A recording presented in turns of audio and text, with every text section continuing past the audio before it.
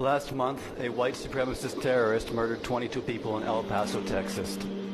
His evil act was inspired by the murder of 51 people at mosques in Christchurch, New Zealand. That man's evil act was inspired by the murder of 77 people in Norway in 2011. In Norway, terrorist Anders Breivik left a manifesto that describes how he was inspired by other extremist and nationalist groups around the globe. Breivik pointed to the RSS in India. He praised the right-wing Hindu nationalism of the RSS and its goal of making India into a Hindu nation. He praised the RSS for how they dominate the streets and often riot and attack Muslims.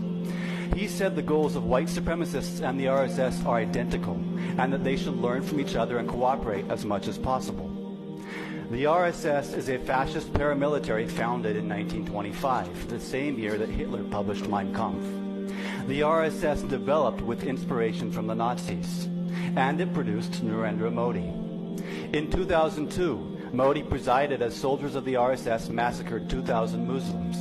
They gang-raped women, hacked people to death, burned people alive. Leaders of the pogrom later confessed on camera that Modi sanctioned their violence. For this reason, Modi was banned from entering the USA for 10 years. Today, under Modi's iron-fisted regime, Christians, Dalits, Muslims, Sikhs, and every Hindu who disagrees with the hate, violence, and supremacy of the RSS lives in fear of their lives.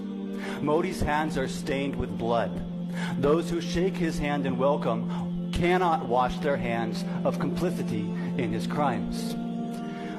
Bishop Desmond Tutu once said, "If you are neutral in situations of injustice, you have chosen the side of the oppressor.